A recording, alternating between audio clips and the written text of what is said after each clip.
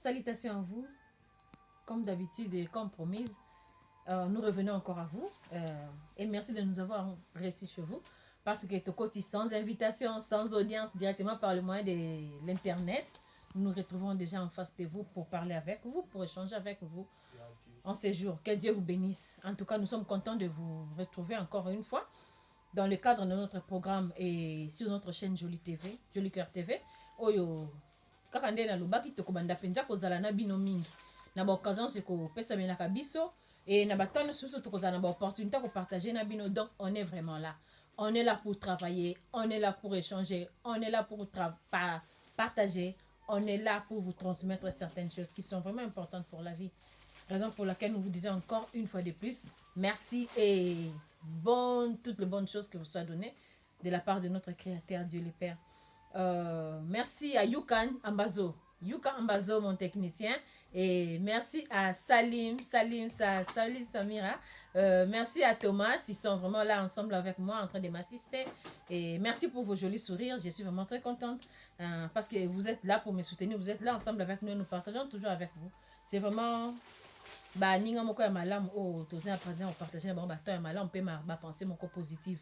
Alors pour la journée d'aujourd'hui, tokozwa moi minute ya moke koloba, tokozala tamulaite, mais tokozala bref mais précise et objective. Pourquoi? Parce que tolingi to apprendre bino ce qui sont importants dans la vie. Parce que ezana bandeko ebele bazo souffrir. C'est ce qui a poussé plus que tout c'est un peu révolutionné, pas un peu. C'est ce qui nous a révolutionné, c'est ce que je dois dire. C'est ce qui nous a révolutionné. Toko ti sa rubrique oyo pe, tolo belaka pe makambo oyo. Parce que bana nzambe belé, bande ko be na kati ya mokili bazo souffrir. Tano lo ba we ba te belé ba okoma dia bazo imaginer déjà de quoi est-ce que je veux parler. Je voulais parler de nos églises. Je suis pas là pour combattre l'œuvre de Dieu. Je suis enfant de Dieu, servant de Dieu. Mais nena loba posane loko moko boye bantu mingi bazo ignorer na kati ya ba vie na bango. Bato ebele baza koyeba te comment vivre une vie de prière, comment être en communion avec Dieu, comment recevoir quelque chose de la part de Dieu. Bande ko na ngai to tika ko nyokola ba vie na biso boye. Na yebi ke mingi bato mito zo nyokola sundeni. Ozu pasteur, ozu moi frère moko boye, ozu moi membre na bino moko intercession, ozu prophète moko okomisi nzambe na yo. Na beta libakwa komona mosa nzambe azoba deya ku sujet na ona osambela su pona ngote. Ya! Qui es-tu?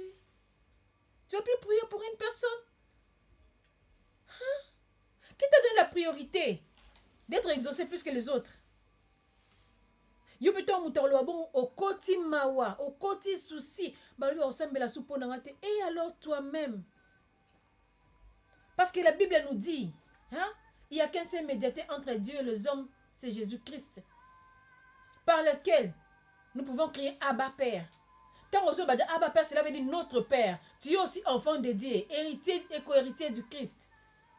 Héritier de Dieu et co-héritier du Christ. Aux autres, interprète, intermédiaire. Bons office, médiation, liako, mbongo. Teki so mapango, bazo mamituka. Oteki bilamba. Vous devez vous révolter. Parce que loko mutu Seigneur la na kati ya vie na ye, na simbi Bible pembeni na ngate. Mais laissez-moi vous dire une chose. Que tous ceux qui s'approchent de Dieu doivent croire que Dieu existe et il est le rémunérateur de ceux qui le cherchent. Na lingala. Mutu nyonso oya poussa na kapembeni ya Nzambe. Et sengeli na ye ayeba ete Nzambe aza ko exister. Pe aza mofuti ya batu nyonso o balukaka ye. S'il vous plaît, dites amen. Cela veut dire que tu as le droit de prier pour ta vie. Tu as le droit de demander pour ta vie. Tu as le droit de confesser pour ta vie. Si vous avez pensé likamu, senga Nzambe te. Kote na chambre na yo. Senga bolimbisi. Réparer na nyonso. Zwa sérieux na yo nyonso tout. Solo la na Nzambe aza papa. Akoyoka yo ndeko. Pona nyo komi omikomisi esclave ya batu moko boye tanso pe betambo na bango eza mabe. Tanso pe bazana kondima ya malonga te, yo kutu tanso lekie na kondima. Tanso aza problématique mutaba nyongo. Oyo pesi ba sujet de prière no koti si bitumba ndeko nanga. Yo moko tina na onini. na ba oyo bandimeli ye na ba oyo bandimi na kombo na ye apesi bango bokonzi ya kokoma baya na nzambe. Dites amen s'il vous plaît. C'est la réalité. S'il vous plaît, partagez ces vidéos. Partagez cette vidéo parce que c'est très important. Et c'est un batebele ba yebi yango te pe bazo ignorant ngoti lelo.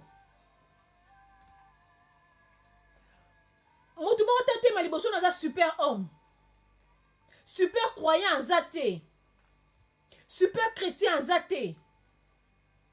Toza n'a pas égal na bokonzi ya bonzambe.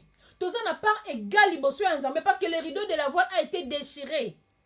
Et moutounio soza na droit à kopousa na pembeni ya nzambe. Nzamba lobe na biso, vous me chercherez, vous me trouverez et vous me trouverez si vous me cherchez de tout votre cœur. Partagez s'il vous plaît, bien-aimés.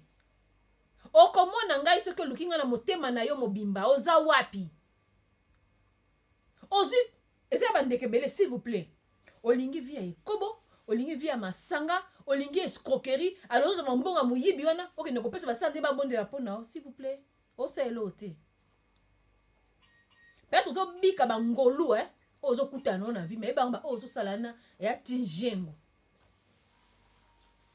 Et même là bola muté.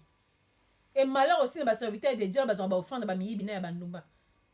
Mutaline ko bongo la motema te. Azo ko distraire na ba mabonza. Azo ko distraire pas ça kitoko aza na mbongo aza munene aza soki ndenge nini aya ko décorer l'église. Malheur à toi. Parce que ça est loté. Au kanto zo binda kanda na nzambe. Ndeko na ngai ndime na nzambe. Banga nzambe. Mitiaka kama konomi ba na kata bonzambe. Makamno eke malamu. Dans la vie, beaucoup de gens ont échoué. Et nous autres aussi, on a été victimes des échecs par la distraction. Je ne dirais pas que j'ai vraiment réussi. Mais du moins, non, na découvre un peu moi réseau ana. Ya que non, yo mo pe kota la masolo na nzambe sila na pe na nzambe, ozu pe ya nona yo. Mama, papa, surtout bino ba mama. Bonyo ko mama kasi. Eza ndeko na moko boya pambola na limete. Est-ce que tu as l'église mo tu as sambela. Après ça un rapport prophète mo akota na ndako na bango akanga molimo mama na ye. Mama le kina ba yaya. Ka bango tu zana bango quelque part na église tu as sambela bazaki bien. Prophète na so akoti na ndako. Atali ka bola mi tansu mama koso na bino to mi pandi pe boy baka na ndinga kini. Oh, na moni mo pepe mo mabele ki e koso na kata biloko. Mama boka nzonga biloko. Na balela ma banati. Basir basilika me bazaka ba na kata ndako. Mama boki nzonga biloko prophète abi milimo mabe ko na kata biloko.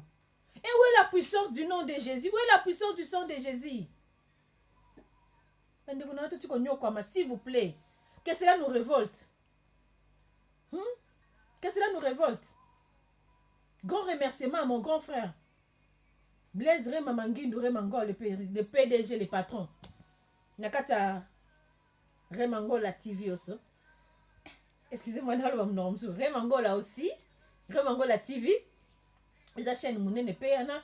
Il y a YouTube. Vous s'abonnez, vous landez, vous avez information. Moi, comme l'amour. Toujours réparti dans la rubrique Ebele et Kosunga Pebino. Coup de chapeau aussi dans mon frère qui me soutient, mon très cher ami Chiko Moussafiri. Moussafiri Yaba Chiko. Partage ces vidéos parce que nabi yo za na moi logique mo boy Chiko na bosa na penser mo partager na ngato lobi nga offrande na pesa na balabala. Je sais que tu dois te souvenir de ça. A pesa ko offrande na balabala bi na zwa kaso na za na mbongo na zwi montagne nga na tie na maboko. Tant on a circulé na otala ba aveugle ba orphelin balo batambo na babalabala na moni muta pauvre na zumo muke na pesi abina sisa mbongo na ngabongo ba ofanda na pesaka. Tu fais pas mal mon frère. C'est bien d'aider l'église parce que c'est l'œuvre de Dieu, faut évoluer. Mais si tu fais ça aussi tu fais bien. Parce que musa nzambe ko ça on saka na kati église té. Pas une église vous pouvez vous retrouver 500 chrétiens, 500 croyants, 1000 bozawana. Mais bango ba na libanda wana ba yebi nzambe té ba ozela aide de notre part. Osala ni pona bango. Bolati sali kamba kuikindo kina kati ya bato zo boya osesa mutata na kopo mai a otikelo mpema mais bon au nom de Jésus na ngoni. Arrêtons de souffrir s'il vous plaît.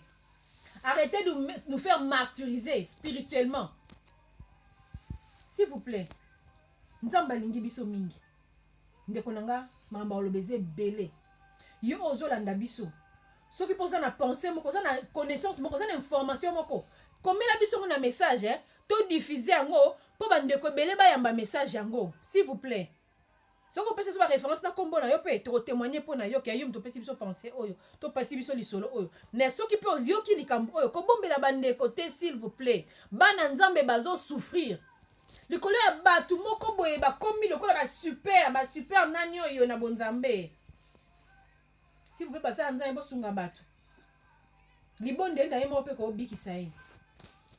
Soki pozo samba na église za malamu te benganga. Na église za malamu be na Kinshasa wana.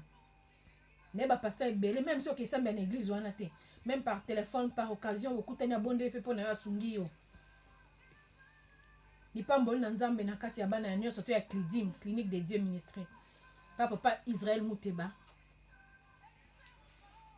Et mon papa de cœur Abraham Roger Chikala na kati ya Salem. Ba nyonso Salem.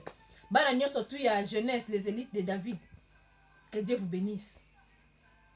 Et bana nyonso nzambe, ba JCC, ba protestant, ba catholique, ba musulman, bino nyonso ba croire na nzambe. Bino nyonso na confiance ya komona boko nzambe na kati ya bomo na bino. Je vous soutiens, je vous encourage. Banga nzambe parce que miracle pesa maka esika nyonso mutazali seulement à croire na nzambe, ko croire na religion te. Vous allez constater que j'ai beaucoup parlé un peu plus rapide parce que ma maison est tellement ébélée que mais je vais vraiment parler. Et si je ne finis pas, il y a encore des occasions, on va encore parler davantage sur ça. Mais du moins, laissez le peuple de Dieu tranquille. Laissez le peuple de Dieu tranquille. Parce que quand on a un bon on a 25 voitures dans mon côté, on a 14 sur mon côté. Partagez avec les autres, s'il vous plaît, les serviteurs de Dieu. Nebara Moussa Nzambe Moko, c'était un apôtre. Nous avons sa mission na ekala na Kinshasa. Na mon âme comme sous na bête mission makolo ya berger etonga na ye. Alata ballerine ya basi bande obolimbisa nga ballerine ya basi ozaka basa ila ba danse classique ya tombola. So longo yango esali boy. Bozo ba ngotiza ballerine so lata so mona lokwa crêpe. So longo yango ezongi boy. Moussa Nzambe moi mobali papa mokolo. Mais l'apôtre avait une Mercedes bien en veste. Il louait un bureau, quelque part, dans une grande place, il y avait. Et il y a kitoko. Mais Bergeron n'a pas de parents.